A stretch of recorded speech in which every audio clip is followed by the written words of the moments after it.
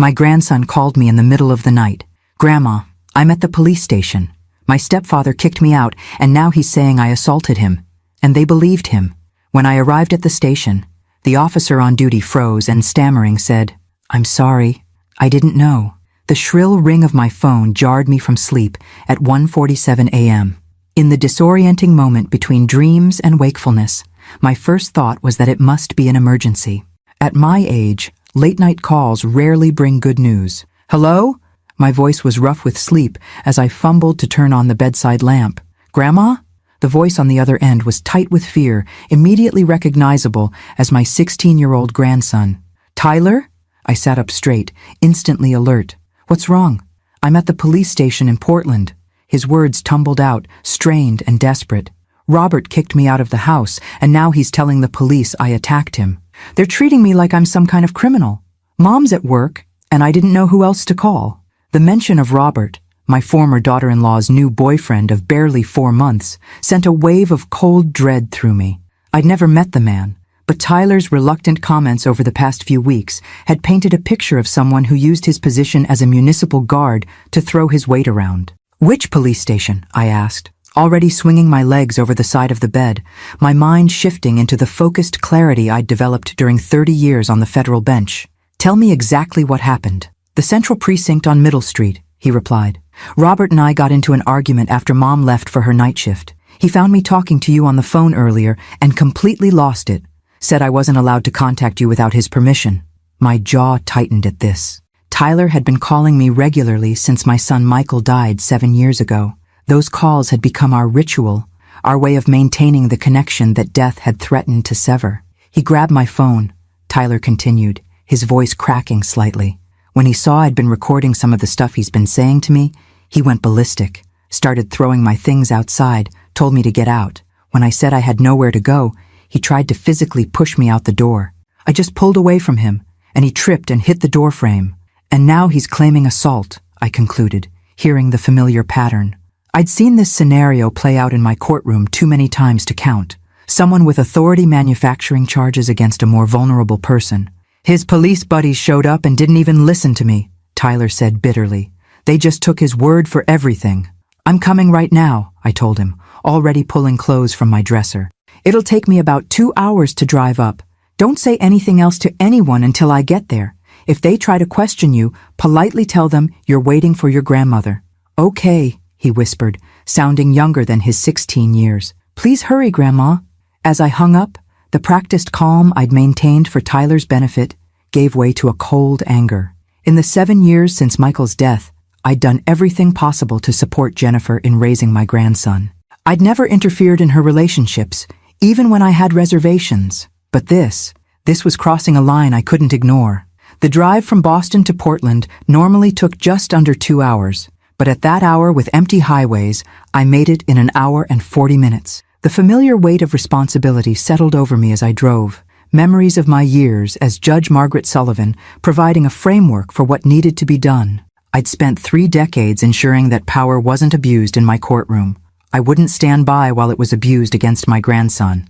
The Portland police station was brightly lit against the 3:30 a.m. darkness, an imposing brick building that had probably seemed impressive once, but now looked tired and institutional. I parked in the visitor lot and took a moment to center myself, adjusting my clothing, a simple black pantsuit I kept ready for emergencies, and squaring my shoulders. The desk sergeant looked up as I entered, his expression a mixture of boredom and mild curiosity at seeing a well-dressed older woman arriving at this hour. "I'm here for Tyler Sullivan," I announced, my voice carrying the same authoritative tone I'd used to quiet unruly attorneys. "My grandson was brought in earlier this evening." The sergeant tapped at his computer. "Sullivan. Yes, he's being held pending juvenile charges, domestic disturbance and assault." "Are you his legal guardian?" "I'm his grandmother, Margaret Sullivan," I replied evenly. "I'd like to see him immediately." "I'll need to check with the processing officer," he said, reaching for his phone. "Officer Peterson is handling the case." While he made the call, I studied the station. Not much different from the many police departments I'd interacted with during my career. The same uncomfortable plastic chairs, the same faded posters about community policing, the same subtle indicators of a system where connections mattered more than facts. A door to the side opened, and a man in his mid-30s emerged. Officer Peterson, I presumed, from the way he approached with clipboard in hand and an air of bureaucratic authority. Mrs. Sullivan, I understand you're here about the juvenile involved in the assault on Officer Miller, he began, his tone suggesting this was a routine matter hardly worth disturbing his night shift. That's Judge Sullivan, I corrected him calmly. Federal Judge Margaret Sullivan, retired from the First Circuit Court of Appeals, and I'm here about my grandson, who I understand has been accused by a man he's known for less than 4 months. With no witnesses present, the change was immediate and striking.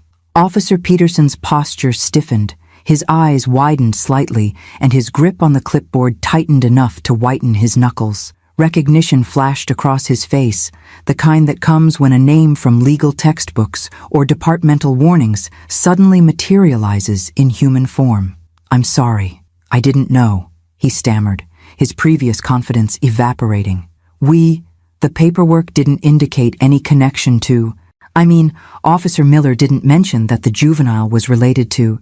I imagine there are quite a few things Officer Miller failed to mention, I replied. Now, I'd like to see my grandson immediately, and then we can discuss why you chose to accept the uncorroborated accusation of one of your colleagues against a minor without proper investigation. As he hurried to comply, I maintained my composed exterior, but inside, a cold certainty was forming. Someone had tried to use the system I'd served faithfully for 30 years against my grandson, and they were about to learn exactly why that had been a grave mistake. Officer Peterson led me through a security door into the station's interior, his earlier confidence replaced by a nervous energy that manifested in quick glances and unnecessary commentary about the facility. I let him ramble, observing the subtle shift in how other officers regarded us as we passed, their curious eyes following the suddenly deferential Peterson and the straight-backed woman who had caused such a change in his demeanor. Tyler's in our juvenile holding area, Peterson explained, gesturing down a corridor. It's not technically a cell, more of a supervised waiting space. I'm familiar with how juvenile detention works, officer, I replied evenly. I've sentenced young offenders to such facilities when circumstances warranted it. I've also dismissed cases when police work was sloppy or motivated by personal connection rather than evidence. He swallowed visibly at that, stopping before a door with a small observation window. Through it, I could see Tyler sitting alone at a table, his posture defeated, one hand touching the side of his face where a reddish mark was visible even from this distance. Has he received medical attention for that injury? I asked sharply. He didn't request any medical. He's 16, Officer Peterson, a minor in custody. The responsibility for ensuring his well-being lies with your department, not with a frightened teenager's ability to formally request assistance. Peterson fumbled with his keys. I'll have someone from medical check him right away. After I speak with him, privately. He hesitated. Department protocol requires supervision for all. Officer, I cut him off, my voice dropping to the quiet, precise tone that had silenced countless courtrooms. I spent 30 years sending people to federal prison for civil rights violations and abuse of power. Would you like to explain to your captain why you denied a minor access to his legal representative? You're his legal representative? For the moment, I'm the only advocate he has. Open the door, please. He complied, and I entered the room to find Tyler rising quickly to his feet, relief washing over his face. "Grandma!" he exclaimed, his composure cracking. In 3 steps, I had crossed the room and embraced him, feeling the slight tremor in his body that betrayed his fear despite his attempts to appear strong. "Are you all right?" I asked, drawing back to examine the mark on his face. "I'm okay," he insisted, though the way his eyes darted toward Peterson suggested otherwise. "We'll speak privately," I told him, turning back to the officer who hovered uncertainly in the doorway. Officer Peterson was just leaving to arrange for medical attention and to gather the complete case file for my review.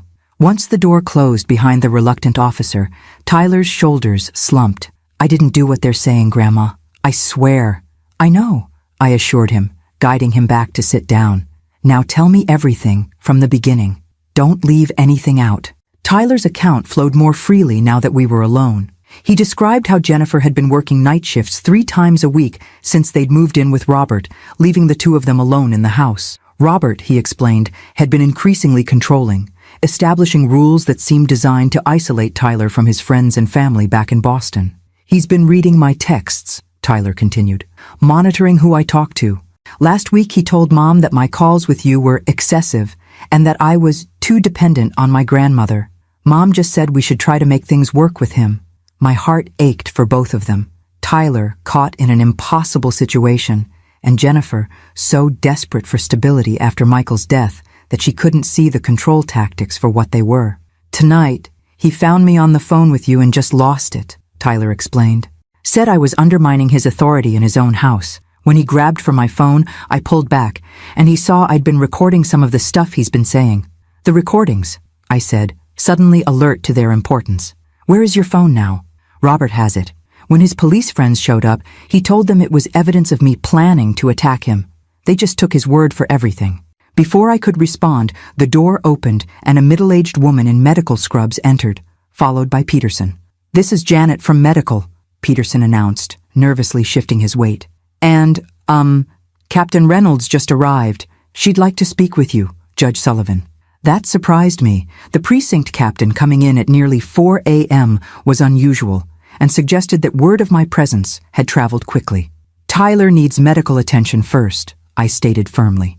Then I want copies of all reports filed regarding this incident, including any statements from Officer Miller, and I want to know exactly what charges are being considered. Yes, ma'am, Peterson replied, his earlier authoritative demeanor completely evaporated. The captain asked to meet you in her office once the medical evaluation is complete. As the medical technician examined Tyler's face, noting the distinct finger marks that suggested a slap rather than defensive action on Robert's part, I maintained a calm exterior while my mind worked through the legal strategy.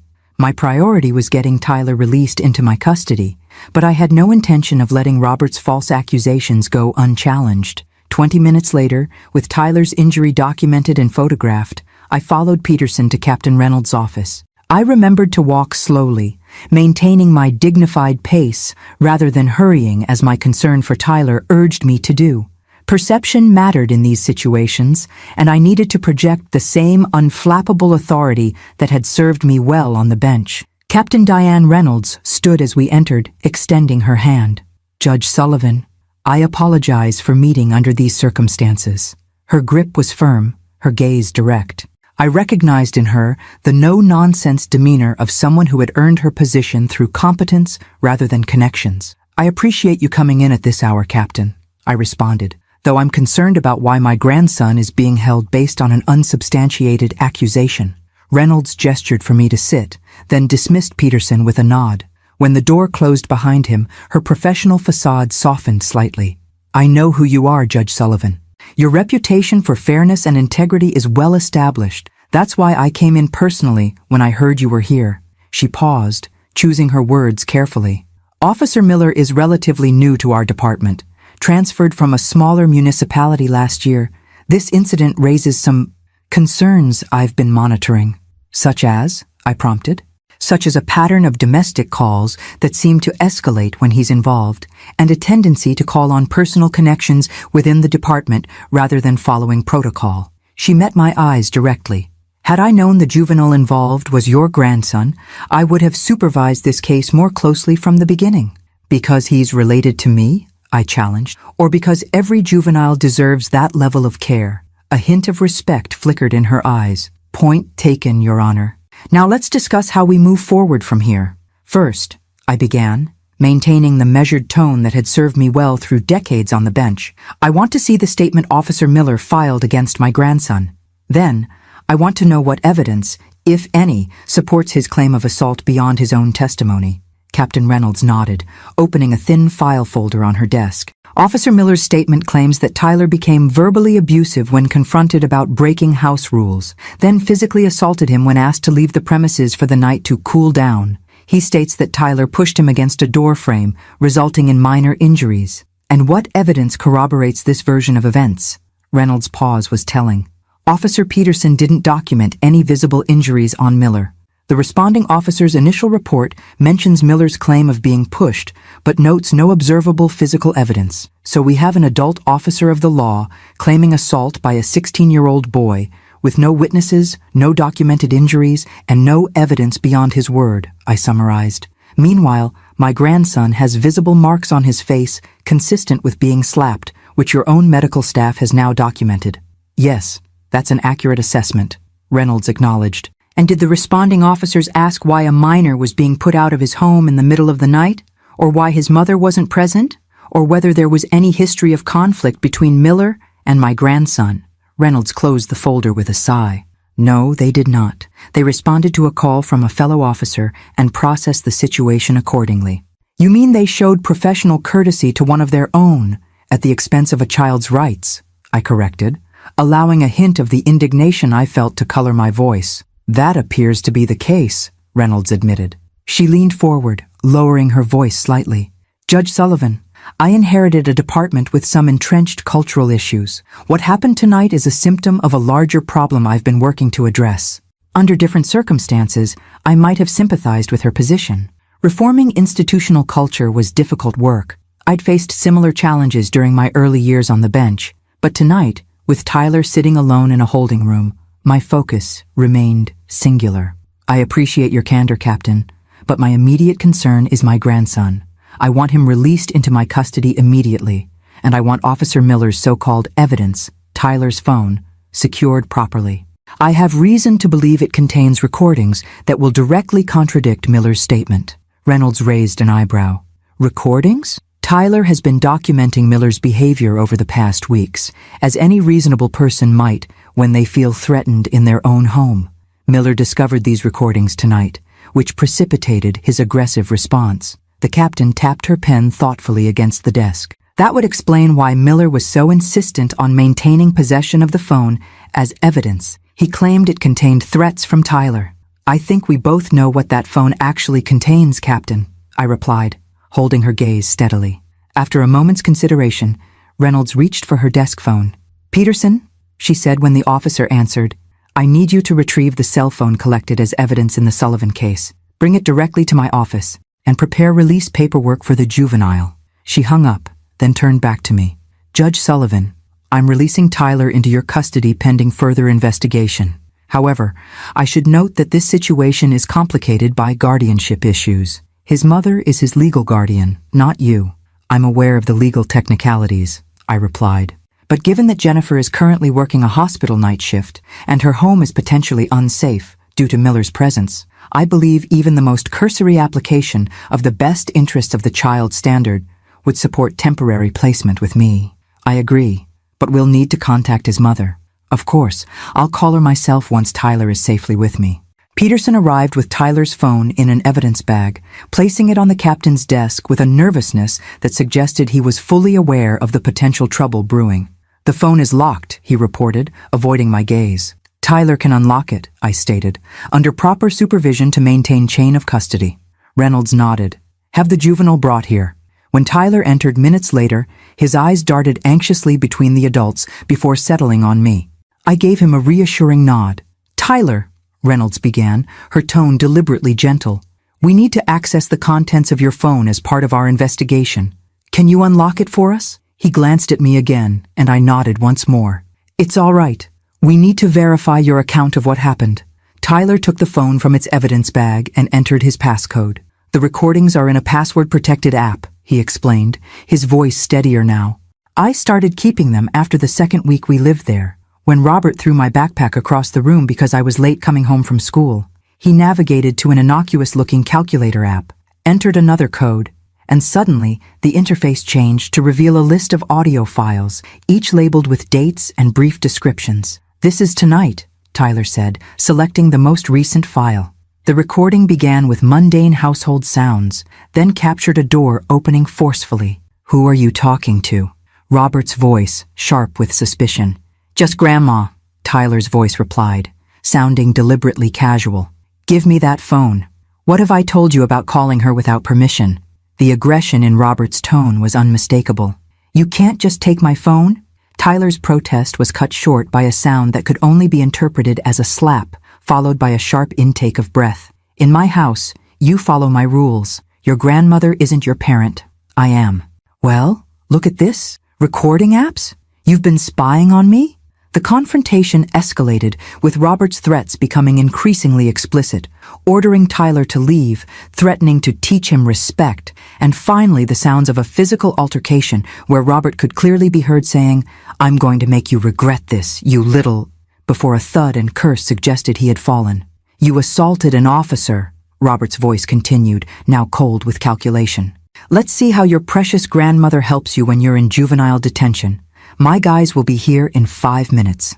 Reynolds stopped the playback, her expression professionally neutral, but her eyes hard with controlled anger.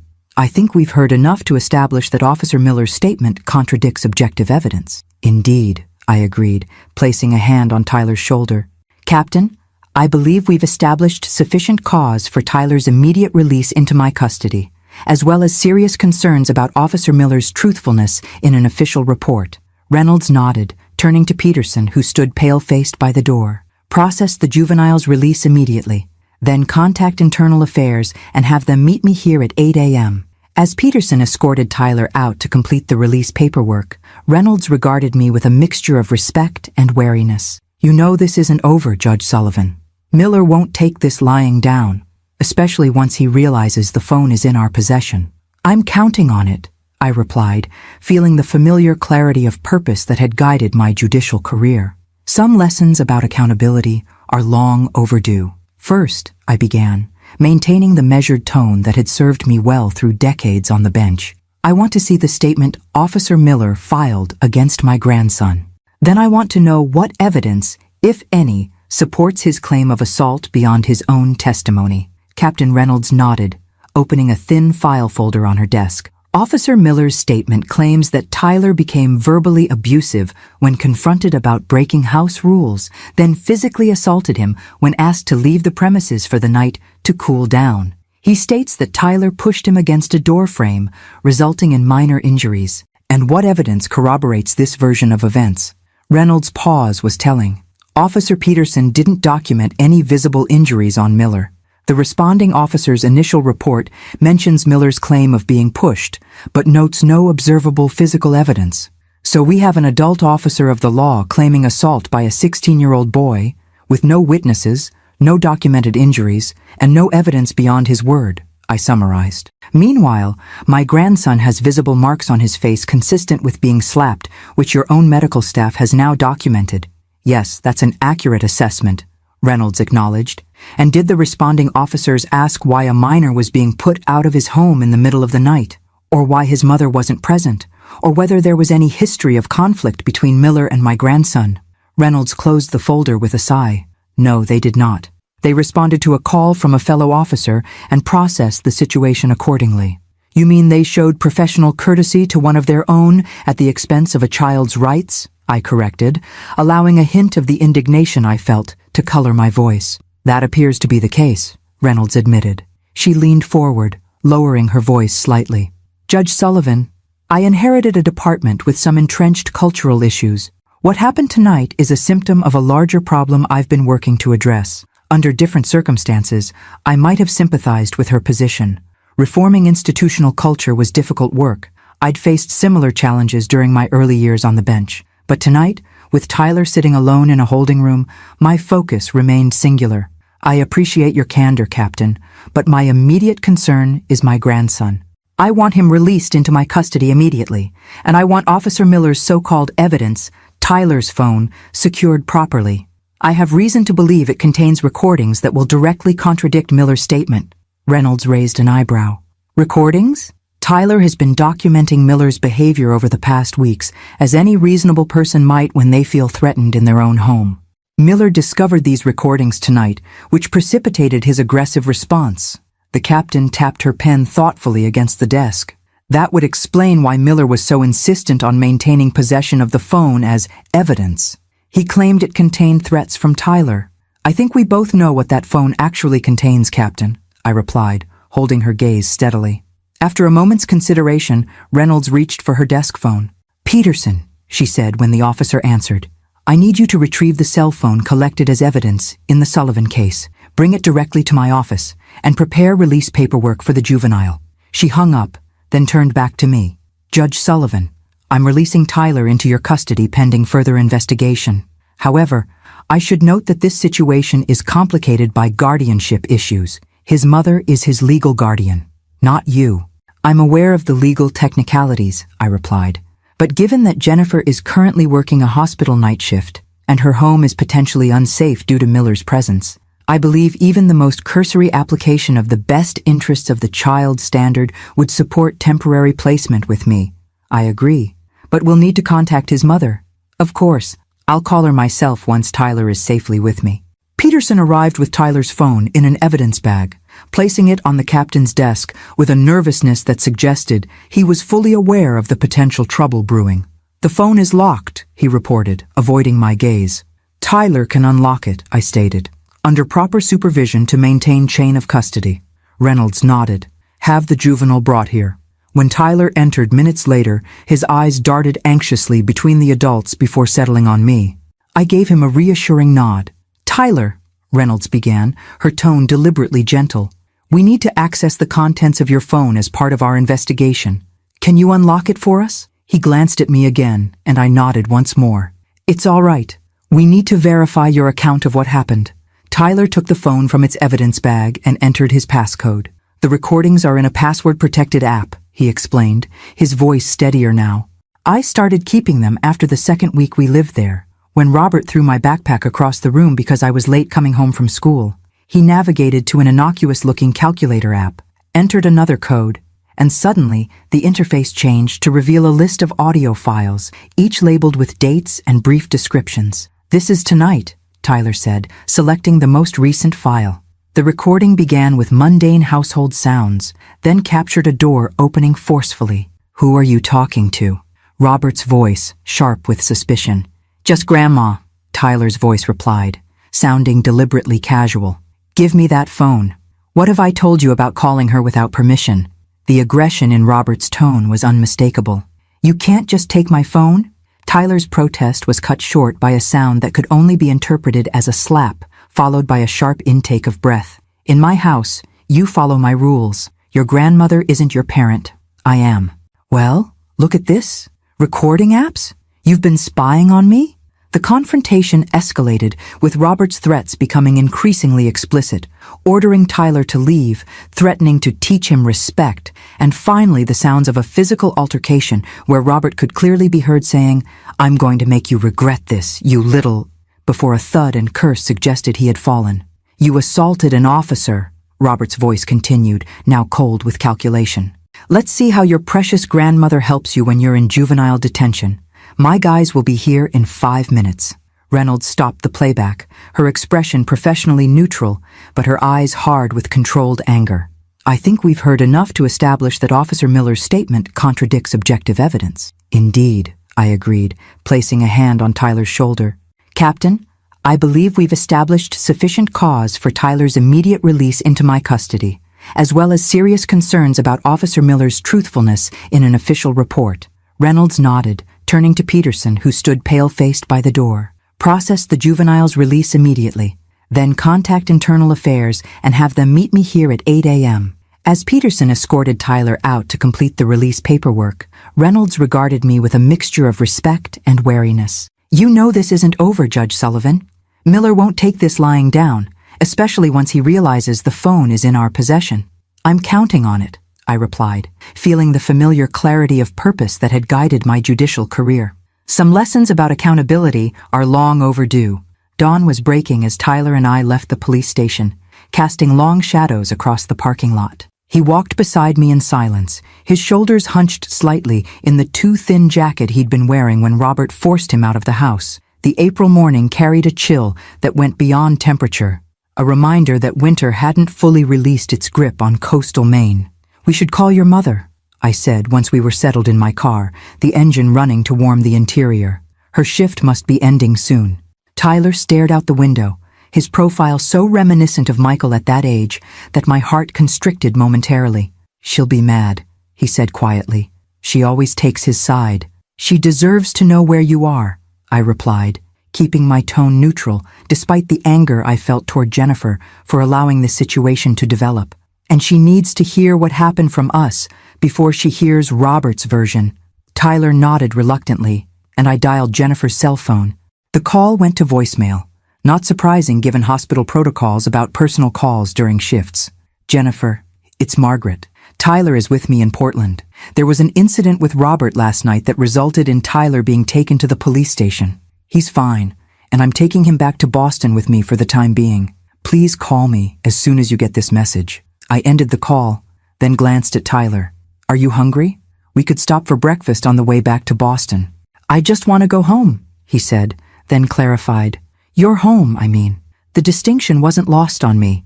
In the months since Jennifer had moved Tyler to Portland to live with a man she'd known for mere weeks, my house in Boston had become his emotional anchor, the place he mentally retreated to during our phone calls, the stability he clung to as his world shifted beneath him. Home it is, I agreed, pulling out of the parking lot.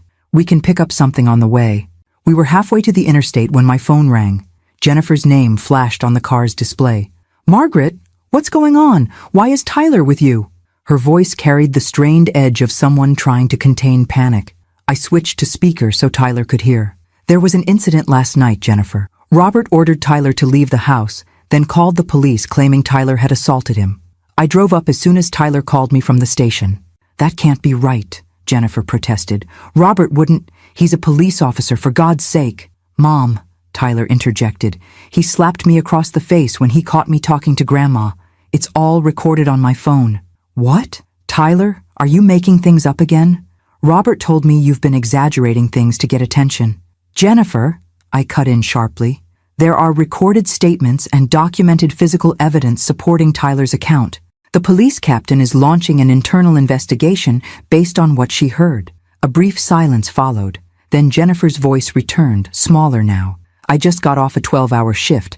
I can't process this right now. Let me talk to Robert and... No, I stated firmly. Tyler is coming back to Boston with me.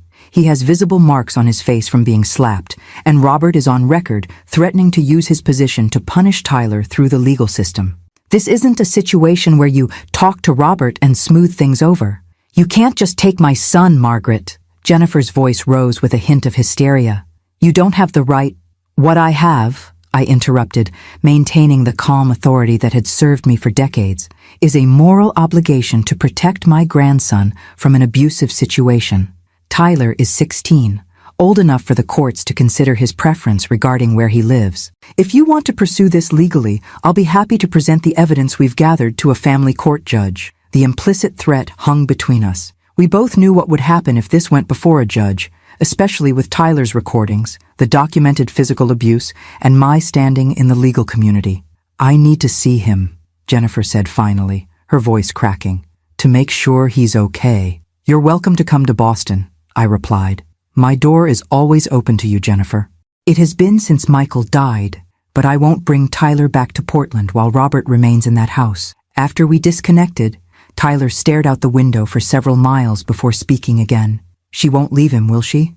The question carried the weight of a child's disappointed realization about a parent's limitations. I'd faced similar moments with Michael during his adolescence, those painful instances when he'd recognized that his father and I weren't infallible. I don't know, I answered honestly. Your mother has been searching for stability since your father died. Sometimes that search leads people to make compromises they shouldn't, like moving us away from everything we knew for a guy she barely knew, Tyler said bitterly. She thought she was building something better for both of you, I offered, though my own anger at Jennifer's choices made the words feel hollow. Love and fear can cloud judgment in ways that seem incomprehensible from the outside. We stopped at a diner just over the New Hampshire border, both of us needing food and a break from the car. Seated in a worn vinyl booth with coffee and pancakes between us, Tyler finally relaxed enough to ask the question I'd been waiting for. What happens now, Grandma? I considered my answer carefully. At 16, Tyler deserved honesty, not false reassurance. Legally, your mother is still your guardian. In the short term, you'll stay with me while this situation resolves. Captain Reynolds will investigate Robert's false report and the inappropriate response from her officers. There may be disciplinary action against him. Will I have to go back? The fear in his voice was palpable.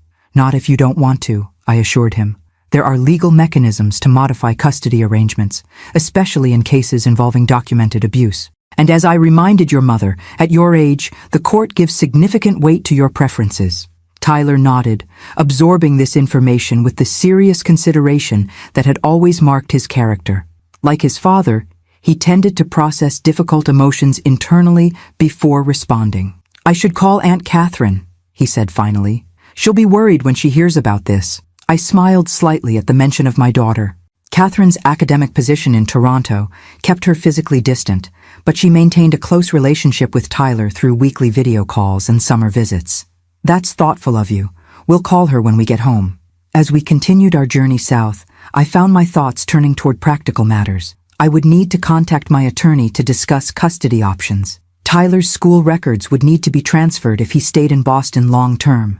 The guest room that had gradually accumulated his books and belongings during weekend visits would need to become a proper bedroom. These tangible tasks provided a framework for the more nebulous emotional work ahead, helping Tyler process the betrayal by a trusted adult, navigating the shifting relationship with his mother, rebuilding his sense of safety and stability. By the time we crossed into Massachusetts, Tyler had fallen asleep against the passenger window, the exhaustion of the night's trauma finally catching up to him. I glanced at his peaceful face, so like Michael's, and felt the familiar mix of grief and fierce protectiveness that had defined my life since my son's death. Whatever came next, I would face it with the same unwavering resolve I had brought to the bench for 30 years. Some battles were worth fighting, regardless of personal cost, and none more so than this. We arrived at my house in Brookline just before noon. The stately Victorian had been my home for over 30 years, purchased when Michael was still a child, and I was a newly appointed federal judge. In the 7 years since his death, the house had gradually transformed from a reminder of what I'd lost to a sanctuary for what remained, particularly my relationship with Tyler. "Why don't you go up and rest?" I suggested, as we carried his meager belongings inside. Just the backpack Robert had thrown onto the lawn, and a plastic bag containing items retrieved from the police station.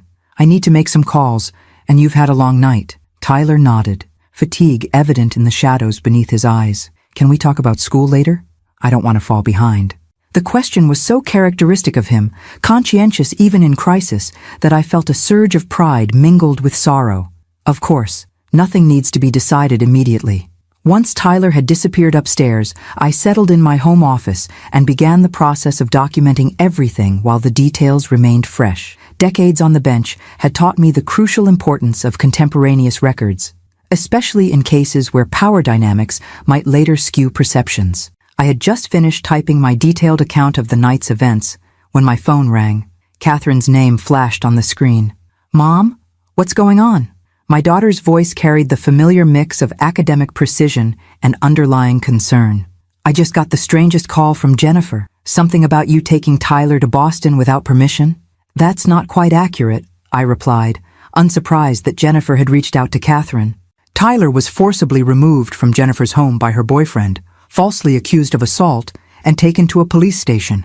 I retrieved him and brought him to safety. "Wait, what?" Catherine's academic detachment vanished. "Start from the beginning, please." I outlined the events of the previous night, including the recordings Tyler had made and the documented evidence of physical abuse. "My God," Catherine breathed when I finished. "Is he okay? Physically, I mean." "He has some bruising on his face, but nothing serious. The emotional impact is harder to gauge." "I'm coming down this weekend," she decided. "I can rearrange my schedule." "That would be good for him," I agreed.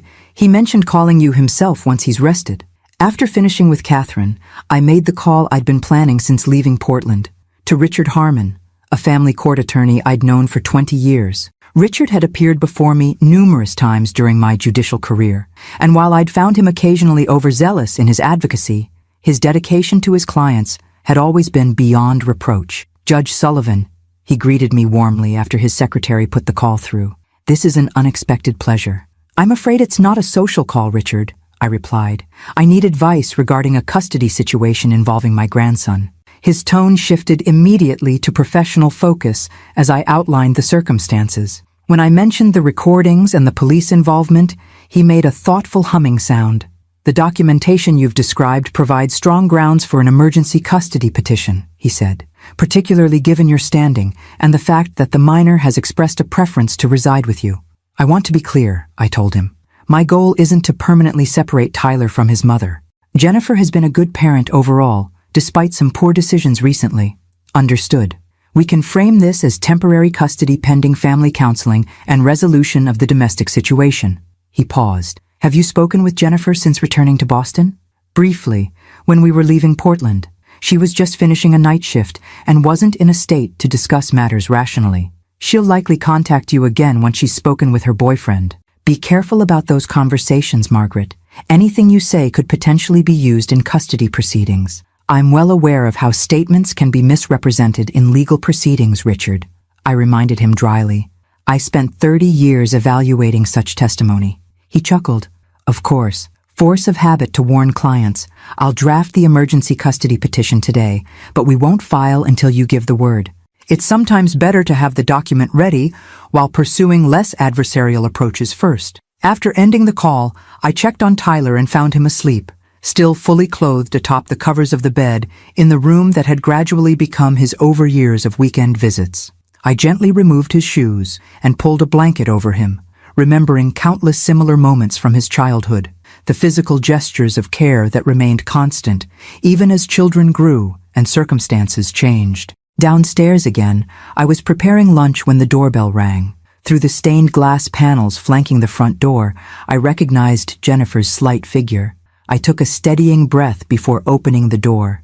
My former daughter-in-law stood on the porch, still wearing the rumpled scrubs from her hospital shift, hair pulled back in a messy ponytail. The dark circles beneath her eyes spoke of more than just a night's missed sleep. She looked simultaneously angry and fragile, like porcelain on the verge of shattering. "Where's my son?" she demanded without preamble. "Sleeping," I replied, keeping my voice even. "He's exhausted, Jennifer. It's been a traumatic night. You had no right to take him across state lines without my permission. I had every right to remove him from an abusive situation," I countered. "Would you have preferred I left him in police custody while Robert's colleagues decided whether to believe false accusations against him?" Jennifer flinched slightly. "Robert says Tyler has been manipulating you, twisting things to make him look bad. There are recordings, Jennifer. I heard them myself. Captain Reynolds heard them. There is documented physical evidence of Robert striking Tyler. These aren't matters of interpretation, they're facts." She faltered, uncertainty crossing her face. "He said Tyler deliberately provoked him, that the recordings were taken out of context. Why don't you come in?" I suggested, softening my tone. "You look exhausted, and this isn't a conversation we should have on the doorstep." In the kitchen, I poured her a cup of coffee, observing how her hands trembled slightly as she added cream. The Jennifer I'd known since she began dating Michael in college had always been sensitive but resilient, a compassionate nurse who approached life's challenges with quiet determination. The woman before me now seemed hollowed out, her confidence eroded.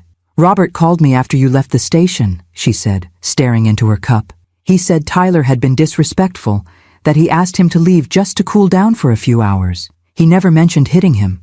Men like Robert rarely admit to their abusive behaviors," I noted. "They justify, minimize, and shift blame." "You've always disliked him," Jennifer accused, a flash of defensiveness returning. "You never gave him a chance." "I never met him," I reminded her gently. "You moved Tyler 2 hours away to live with a man I've never been introduced to. A man who, according to Tyler, explicitly forbade him from contacting me without permission." Jennifer's gaze dropped again. "He said Tyler was too dependent on you, that it wasn't healthy. Isolating someone from their support network is a classic control tactic, Jennifer. As a nurse, you've surely encountered this pattern in your patients." She didn't respond, but the slight tightening of her jaw told me the point had landed. We sat in silence for a moment, the kitchen clock ticking steadily in the background. "I want to see him," she finally said, her voice smaller now. "Of course, but I won't wake him. He needs rest." I paused, choosing my next words carefully. "Jennifer, what are your plans regarding Robert?" Her hands tightened around the coffee mug. "I don't know. This all happened so fast. I need time to think, to talk to him properly." "While you're thinking," I said, maintaining my judicial calm, "Tyler will stay here where he's safe. That's non-negotiable." Jennifer's shoulders slumped at my words, the fight visibly draining from her. "Can I at least see him before I go? Just to make sure he's okay?" I nodded, leading her upstairs to the guest room, or rather, Tyler's room, as it had increasingly become. We found him still asleep, his face relaxed in unconsciousness, but the reddish mark on his cheek now darkening into what would become a bruise. Jennifer's sharp intake of breath was involuntary. She moved to the bedside, her nurse's eyes clinically assessing the injury, even as her mother's heart visibly broke at the sight. Gently, she brushed back a strand of hair from Tyler's forehead, careful not to wake him. "Robert did this?" she whispered, doubt finally giving way to the unavoidable evidence before her. "Yes," I confirmed quietly. "The police medical staff documented it. There are photographs in the official record." We retreated to the hallway, closing the door softly behind us. Jennifer leaned against the wall, suddenly looking every hour of her sleepless night. "I don't understand," she said, more to herself than to me. "He's always been so careful, so controlled around me." "That's often how it works," I replied. "The face shown to the world can be very different from the one revealed behind closed doors. I saw it countless times in my courtroom." Jennifer's eyes filled with tears. "Tyler tried to tell me Robert was different when I wasn't around. I thought he was just being difficult, resisting the move." Her voice trailed off, the implications of her dismissal of her son's concerns settling heavily between us. "What happens now?" she asked after a moment. "That depends largely on you," I told her frankly. "Tyler needs stability and safety.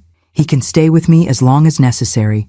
If you choose to return to Robert, we'll need to formalize a temporary custody arrangement." "You mean, take him from me legally?" Her voice carried a hint of the earlier defensiveness. "I mean, protect him while you sort out your living situation," I corrected gently. "Jennifer, this isn't about punishing you. It's about ensuring Tyler's well-being during a complicated time." She nodded slowly, fatigue evident in every line of her body. "I should go. I have a lot to think about, and I'm dead on my feet." "Where will you go?" I asked, concern overriding my frustration with her. Despite everything, she was still the woman my son had loved, the mother of my grandson. "I got a room at the Holiday Inn near the hospital. I'm not going back to Portland today. I need time to think clearly without Robert there." Relief washed through me at this small indication of good judgment. "That's wise. You're welcome to stay here if you prefer." Jennifer shook her head. "No, I need space to process everything. Tell Tyler I came by, that I love him." "Of course." After showing Jennifer out, I returned to my office, the emotional weight of the confrontation settling heavily on my shoulders. In my years on the bench, I had maintained professional detachment from the family dramas unfolding before me. Now, I found myself at the center of one, navigating the blurred lines between my roles as grandmother, advocate, and de facto judge of what constituted Tyler's best interests. Around 3 in the afternoon, Tyler emerged from his room, hair tousled from sleep, but eyes clearer than they had been earlier. "I thought I heard Mom's voice," he said, joining me in the kitchen where I was preparing dinner. "She came by while you were sleeping," I confirmed, setting down the knife I'd been using to chop vegetables. "She wanted to make sure you were all right." Tyler's expression was carefully neutral, a mask I recognized from the difficult months after Michael's death, when he'd tried so hard to be strong for his mother. "Is she going back to him?" "She's staying at a hotel in Boston tonight. She needs time to think." He nodded, absorbing this information with the thoughtful consideration that sometimes made him seem older than his 16 years. "So I can stay here? For now, at least? For as long as necessary," I assured him. "I've spoken to an attorney about formalizing a temporary arrangement just to make sure there are no legal complications, like Robert trying to force me to come back." The anxiety in his voice was painful to hear. "That won't happen," I said firmly. "Between the police report, your recordings, and the documented injury, there's more than enough evidence to keep you safely here." Tyler's shoulders relaxed slightly. "What about school? The semester's not over yet." "We have options," I told him, returning to my vegetable preparation. "We can arrange for you to finish the year remotely or transfer to your old school here in Boston. Nothing needs to be decided immediately." He picked up a knife and began helping me chop, falling into the comfortable rhythm we'd established during countless weekend cooking sessions over the years. "I'd rather go back to Boston Latin, if that's possible. I never wanted to leave in the first place." The unspoken criticism of his mother's decision hung between us. I chose my response carefully, aware of the delicate balance between supporting Tyler and not undermining Jennifer more than circumstances already had. "We'll look into the transfer process tomorrow. In the meantime, why don't you reach out to Aunt Catherine? She called earlier and was very concerned." Tyler nodded, seeming relieved to have a concrete task. "I'll video call her after dinner." Our evening settled into a semblance of normalcy. Dinner, a game of chess that had become our tradition, and Tyler's call with Catherine that lasted over an hour. From the fragments I overheard, he was sharing details with his aunt that he might have held back from me, a natural part of adolescence, even in unconventional circumstances. After Tyler went to bed, I poured myself a small glass of bourbon, a rare indulgence I allowed myself in moments of particular stress. Sitting in my study, surrounded by law books and family photographs, I found myself studying a picture taken at Tyler's 10th birthday. Michael had been gone less than a year, and the grief was still raw in all our faces. But there was also resilience there. Jennifer's arm protectively around Tyler, my hand on his shoulder, Catherine smiling encouragingly from behind the cake. We had weathered that devastating loss together, finding strength in our connections despite the pain. Now those same connections were being tested in a different way. My phone buzzed with a text message from Jennifer. Spoke with Robert. He's claiming it was all a misunderstanding. Says the recordings are misleading, but he couldn't explain the mark on Tyler's face. I'm not going back to Portland tomorrow. Need more time. I considered my response carefully, aware of the legal implications of anything I put in writing. Take all the time you need. Tyler is safe here. When you're ready to talk about next steps, I'm available. I added after a moment. This isn't your fault, Jennifer. Manipulative people are expert at hiding their true nature. Her reply came quickly. Isn't it? I moved my son away from his school, his friends, his support system, from you, for a man I barely knew. What kind of mother does that? The raw self-recrimination in her words softened my frustration with her. A human one. We all make mistakes, especially when grief and loneliness cloud our judgment. What matters now is how we move forward. There was a long pause before her final message of the night. Thank you for protecting him when I didn't. I set down my phone, the complex emotions of the day settling into a determined clarity. Whatever came next, custody negotiations, possible legal proceedings against Robert, the delicate work of rebuilding Tyler's sense of security, I would face it with the same precise attention to justice and compassion that had guided my judicial career. Some battles were fought in formal courtrooms with gavels and legal precedents. Others unfolded in living rooms and kitchens with chess games and difficult conversations. But the principles remained the same. Protect the vulnerable, uphold the truth, and remember that healing, like justice, sometimes requires difficult passages before resolution can be found. The next morning brought the practical aftermath of crisis, phone calls, arrangements, and the slow process of establishing a new normal. I contacted Boston Latin School about re-enrollment procedures while Tyler organized his limited belongings in the room that was now officially his again. They'll need your recent academic records, I told him after speaking with the school's registrar. And there's a meeting with the guidance counselor next Tuesday. Tyler nodded, relief evident in his expression. So I can go back to my old school? It looks promising. Your previous academic standing works in your favor. I paused, watching him carefully. Are you concerned about seeing your old friends again? Explaining why you're back? He considered this, arranging books on the shelf with methodical precision. A little, but most of them never understood why I left in the first place. They'll probably just be glad I'm back. The doorbell interrupted our conversation, and Tyler tensed visibly, a new wariness that hadn't been present before Robert entered his life. I squeezed his shoulder reassuringly before going to answer. Captain Diane Reynolds stood on my doorstep, now in civilian clothes rather than her police uniform. The drive from Portland to Boston would have taken her at least 2 hours, making this visit a significant investment of her personal time. Judge Sullivan, she greeted me formally. I apologize for arriving unannounced, but I felt this matter warranted an in-person discussion. I invited her in, leading her to my study where we could speak privately. Has there been a development in the case against Officer Miller? Reynolds nodded, her expression grave. Several, actually. After reviewing the evidence and interviewing the responding officers, I placed Miller on administrative leave pending a full investigation. I appreciate your taking this seriously, I said, motioning for her to take a seat. The situation is more concerning than initially apparent. Reynolds leaned forward slightly, her professional demeanor giving way to genuine worry. In the process of investigating Miller's conduct regarding your grandson, we discovered previous incidents that were improperly handled. 2 domestic calls at residences where Miller had stayed with former girlfriends. The reports were filed and then effectively buried. My judicial instincts sharpened immediately. You're saying there's a pattern of behavior? Yes. and a pattern of protection from within the department. She met my gaze directly. Judge Sullivan, I've initiated a broader internal investigation, but I wanted to inform you personally because these findings could have implications for your grandson's case and potentially for his mother's safety. The weight of her words settled heavily between us. You believe Jennifer could be in danger. Based on the emerging pattern, yes. Men who engage in this type of controlling behavior rarely limit it to one target, and they often escalate when they feel their control slipping. I thought of Jennifer's text message from the night before, her admission that she wasn't returning to Portland immediately. She's currently staying at a hotel here in Boston. She's aware of what happened to Tyler, though she's still processing it. Reynolds nodded. That's good.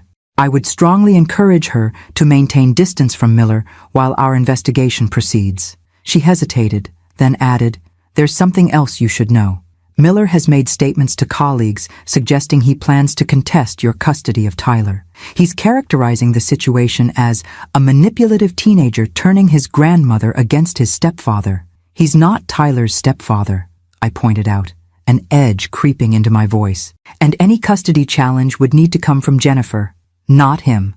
Of course, Reynolds agreed, but I wanted you to be aware of his narrative building.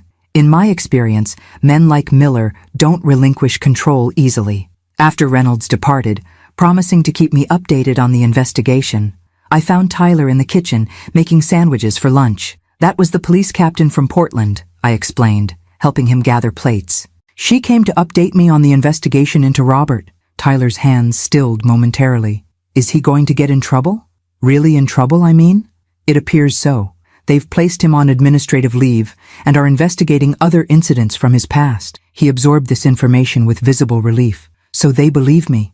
Not just because you're you, but because the evidence actually matters. His comment struck deeper than he likely intended, highlighting his underlying fear that justice might depend solely on connections and power rather than truth. In that moment, I glimpsed how the events of the past days had shaken not just his sense of personal safety, but his faith in fundamental fairness. The evidence matters, I confirmed. Your voice matters, Tyler.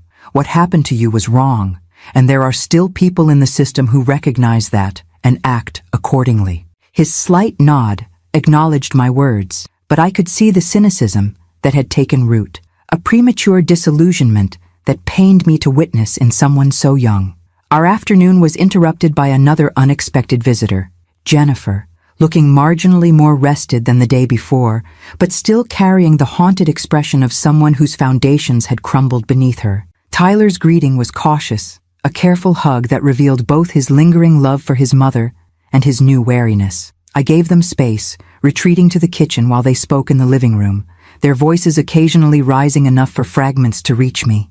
Jennifer's tearful apologies, Tyler's measured responses, the careful negotiation of hurt and forgiveness. When I rejoined them with tea, they had reached some kind of tentative understanding. Jennifer looked up as I entered, her eyes red-rimmed but clearer.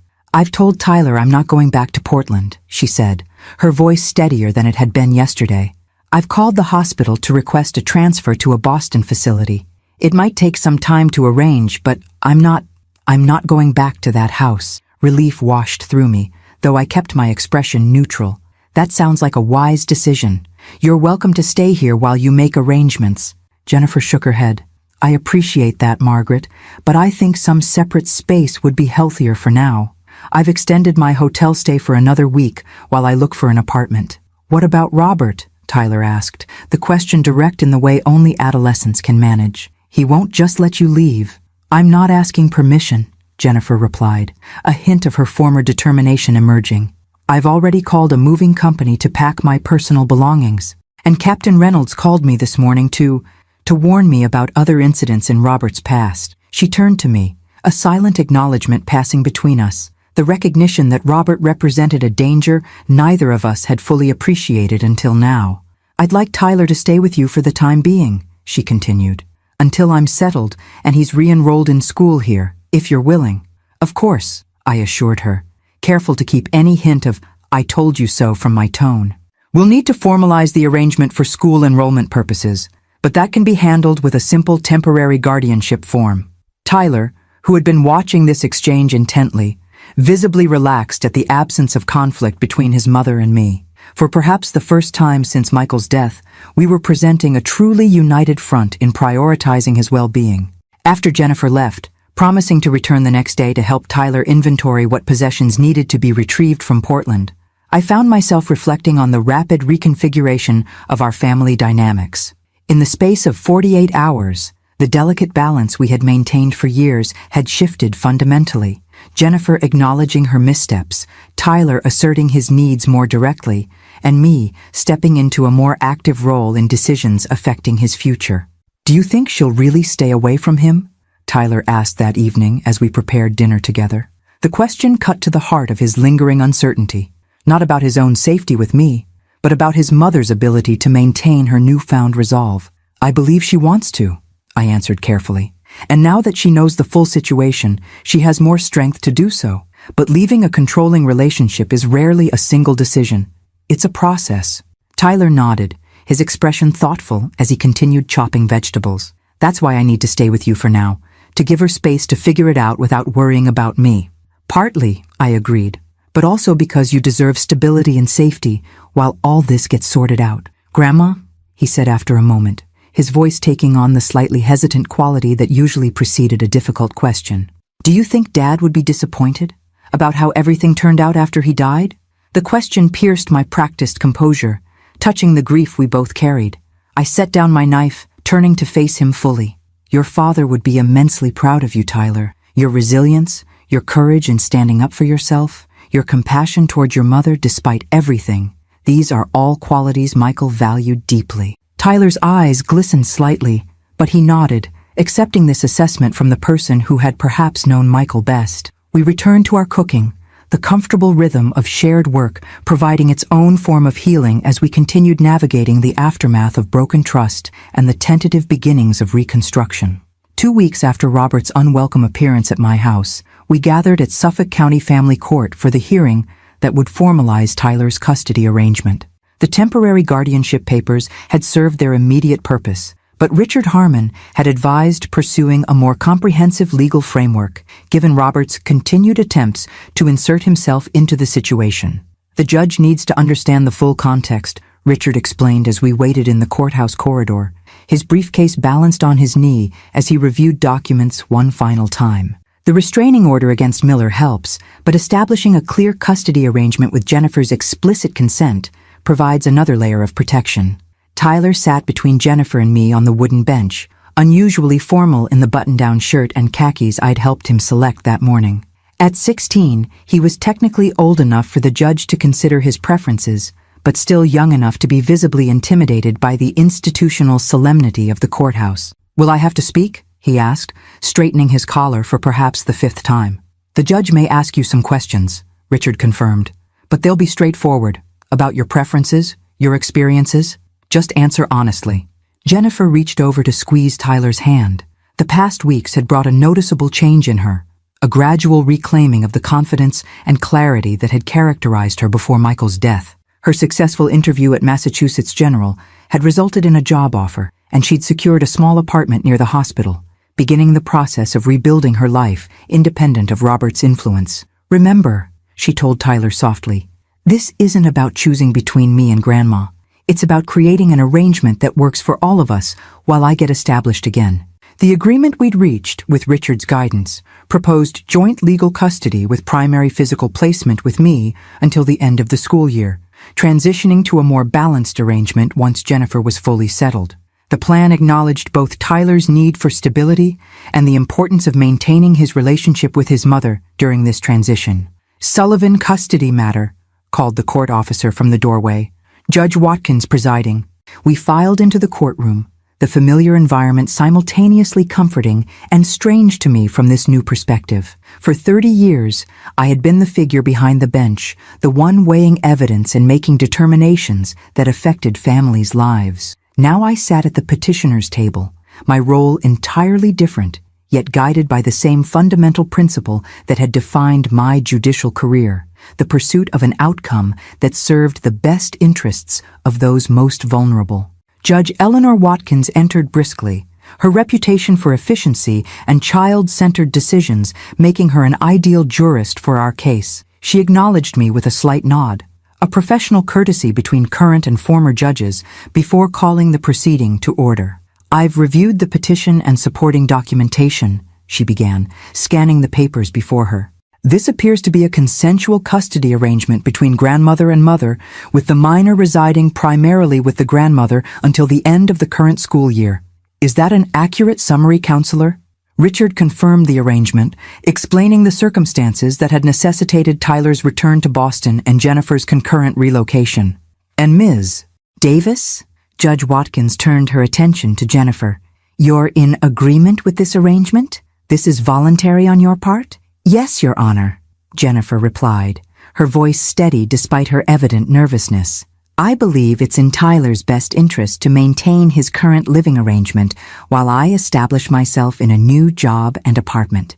Margaret, Judge Sullivan, has provided stability during a difficult transition." Judge Watkins nodded, making a note before addressing me directly. "Judge Sullivan, while your professional background certainly speaks to your understanding of the legal implications of guardianship, I'd like to hear your perspective on the practical aspects of caring for a teenager at this stage of your life." The question was fair and expected.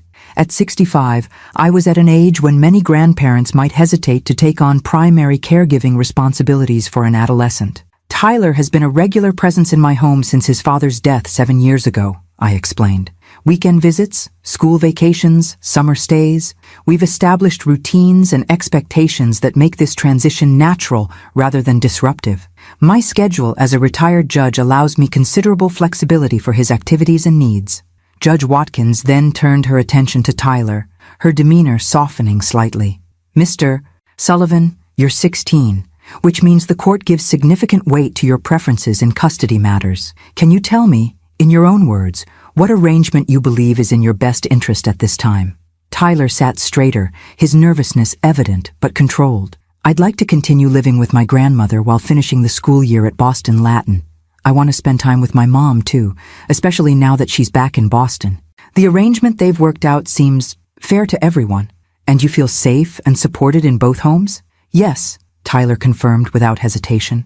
"My grandmother's house has always been my second home, and Mom is working hard to make her new apartment a good place for both of us." The judge nodded, making additional notes before addressing the issue that hovered unspoken behind our petition. "The file indicates there's an active restraining order against Jennifer Davis's former partner, Robert Miller, protecting both Ms. Davis and the minor. Has there been any violation of that order since it was issued?" "No, Your Honor," Richard responded. "However, the circumstances that necessitated the order remain relevant to these proceedings, as they speak to the importance of maintaining clear legal parameters regarding Tyler's custody and residence." Judge Watkins reviewed the restraining order documentation, her expression grave. "The court takes allegations of domestic violence very seriously, particularly when they impact a minor. The documented evidence in this case provides additional support for the proposed custody arrangement, as stability and safety are paramount considerations." After a few more clarifying questions about practical logistics, transportation between households, holiday arrangements, communication protocols, Judge Watkins rendered her decision. "The court finds that the proposed custody arrangement serves the best interests of the minor child. Joint legal custody is granted to Jennifer Davis and Margaret Sullivan, with primary physical placement with Margaret Sullivan until June 30th, after which the parties will transition to the shared physical custody schedule detailed in their agreement." She signed the order with a practiced flourish, then looked up to address us directly. "This arrangement balances the minor's need for stability with the importance of maintaining strong relationships with both maternal figures in his life. I commend all parties for putting aside potential conflicts to create a solution centered on the child's well-being." As we exited the courtroom, a palpable sense of relief emanated from our small group.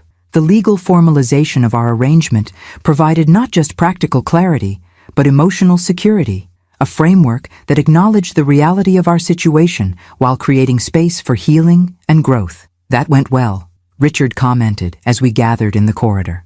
"Judge Watkins is thorough but fair. The order she signed gives us exactly what we were seeking." Tyler, who had maintained remarkable composure throughout the proceedings, finally allowed his tension to visibly release. "So it's official. I stay with Grandma until the end of school, and then we figure out the next steps?" "That's right," Jennifer confirmed, her expression a complex mixture of sadness and acceptance. It gives me time to get the apartment properly set up, and you time to finish the semester without more disruption. I watched their interaction with a sense of cautious optimism. The past months had tested our family bonds in unprecedented ways, forcing difficult reckonings and uncomfortable truths into the open. Yet here we stood, having navigated a path forward that prioritized Tyler's needs while allowing Jennifer the space to rebuild her life and reclaim her independence. As we left the courthouse, stepping from the cool institutional interior into the bright spring sunshine, I was struck by how much had changed since that late-night phone call from the Portland police station. The journey from crisis to resolution had been neither straight nor simple, but it had led us to this moment. Imperfect, complex, but fundamentally hopeful. The legal proceedings were complete, the formal structures now in place. But the more challenging work of emotional healing and relationship rebuilding would continue, guided not by court orders and custody agreements, but by the deeper bonds of family that had weathered this storm and emerged perhaps stronger for the testing. Summer arrived with a gentle persistence, transforming Boston's urban landscape with vibrant greenery and longer evenings. 3 months had passed since the custody hearing, bringing changes both subtle and profound to our reconfigured family. Tyler had completed his semester at Boston Latin with academic distinction, his teachers remarking on his focus and resilience despite the mid-year transition. Jennifer had settled into her position at Massachusetts General, her natural aptitude for cardiac nursing providing a renewed sense of professional identity. Her small apartment near the hospital had gradually transformed from a temporary shelter into a home, with weekend visits from Tyler helping to establish new routines and shared spaces. As for me, I had adapted to the day-to-day responsibilities of raising a teenager with a mixture of remembered parenting skills and newly developed patience. The rhythms of our household, morning rushes to school, evening discussions over dinner, weekend excursions to museums and bookstores, had become comfortingly familiar. On this particular June evening, we were preparing for a milestone, the first dinner gathering of our extended family since the custody proceedings. Catherine had flown in from Toronto for a long weekend visit, bringing her academic intensity and dry humor back into our daily interactions. Jennifer would be joining us as well. The first time all 4 of us would share a meal at my house since the crisis that had fractured and then reshaped our family bonds. "Should I put out the good china?" Tyler asked as he helped me prepare the dining room. "It's kind of a special occasion." "The everyday plates are fine," I assured him, touched by his consideration. "This isn't a formal dinner, it's family reconnecting." He nodded, arranging silverware with careful precision. "Do you think Mom will be okay? She seemed nervous when I was at her apartment yesterday." I considered the question thoughtfully. Jennifer's healing process had been neither linear nor simple. The psychological effects of Robert's controlling behavior had surfaced in unexpected ways during therapy. Moments of unwarranted self-doubt, lingering hypervigilance, the slow process of trusting her own judgment again. "I think she's anxious about seeing everyone together," I acknowledged. "Group dynamics can be challenging after individual relationships have shifted, but your mother is stronger than she sometimes believes." Tyler absorbed this with the thoughtful consideration that had become even more pronounced in recent months. At 16 and a half, he stood at the threshold between childhood and adulthood, his experiences having accelerated certain aspects of his maturation while reminding us all of his need for continued support and guidance. "Aunt Catherine isn't going to interrogate her, is she?" he asked, voicing a concern I had privately shared. My daughter's academic analytical approach sometimes manifested as unintentional cross-examination in emotional situations. "I've spoken with Catherine," I assured him. "She understands that tonight is about reconnection, not rehashing difficult events." The doorbell rang, and Tyler moved to answer it with an eagerness that revealed his underlying hope for this evening. The possibility of his fractured family finding a new equilibrium. Catherine arrived first, bringing her customary energy into the house as she embraced Tyler with genuine warmth before turning to me. "The prodigal daughter returns," she quipped, her academic career having kept her physical presence in our lives more limited than she might have preferred. "Though I'm hardly returning in sackcloth and ashes, just bearing wine and chocolate, I see," I noted, accepting the offerings with a smile. A more practical form of penance. We had just settled in the living room when the doorbell rang again. Tyler jumped up immediately, his enthusiasm transparent as he went to greet his mother. Jennifer entered with visible hesitation, carrying a dish that added her contribution to our meal. The changes in her over recent months were evident, her posture more upright, her clothing chosen with renewed attention to self-expression rather than blending into the background. The tentative smile she offered as she entered the living room spoke volumes about her determination to participate fully in this gathering, despite her understandable anxiety. "The lasagna needs about 15 minutes in the oven," she said, her voice steadier than her expression as she handed me the dish. I remembered it was always Michael's favorite for family dinners. The mention of my son, her former husband, Tyler's father, Catherine's brother, brought a moment of shared remembrance that acknowledged the absence at the core of our reconfigured family. Michael's death had set in motion the series of events that ultimately led to this evening, his loss creating the void that Jennifer had so desperately tried to fill with Robert. "It still is my favorite," Tyler said, breaking the potential melancholy with teenage practicality. "I've been smelling it since you got out of the car." Dinner proceeded with a gradually warming atmosphere, initial awkwardness giving way to more natural conversation as we found our collective rhythm. Catherine shared amusing anecdotes from her university department. Jennifer spoke about her new colleagues and the satisfaction of returning to cardiac care. Tyler recounted his plans for a summer science program at MIT that his counselor had encouraged him to apply for. I observed more than participated, taking quiet satisfaction in the healing evident around my table. As a judge, I had witnessed countless families torn apart by circumstances both within and beyond their control. Now, in my retirement, I was privileged to participate in the careful reconstruction of my own family's bonds, damaged but not destroyed by crisis. After dessert, Catherine helped me clear the table, while Jennifer and Tyler moved to the back porch, their private conversation visible through the window as they sat side by side on the steps, shoulders occasionally touching in unconscious reconnection. "She's doing better than I expected," Catherine noted quietly as we loaded the dishwasher. "When you first told me what happened with that person, I wasn't sure Jennifer would find her way back." "People are remarkably resilient when given the right support," I replied, thinking of the many cases I'd presided over where trauma had ultimately led to transformation. Jennifer needed time and space to rediscover her own strength. Catherine's analytical gaze settled on me, her expression shifting to one of thoughtful assessment. "You know, Mother, when Dad died and you decided to retire from the bench, I worried you might fade into passive widowhood. I should have known better." "What do you mean?" "Look at what you've done in the past 6 months," she said, gesturing toward the porch where Tyler and Jennifer continued their conversation. "You confronted a controlling, potentially dangerous man.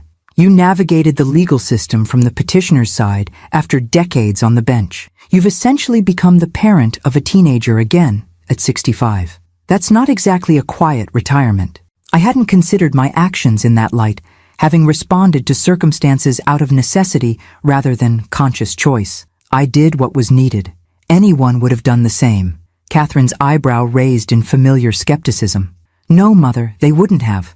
Many grandmothers might have offered sympathy or temporary shelter, but few would have confronted the entire situation with your level of, well, judicial thoroughness." Before I could respond, the back door opened, and Tyler and Jennifer rejoined us, their expressions suggesting their private conversation had been productive.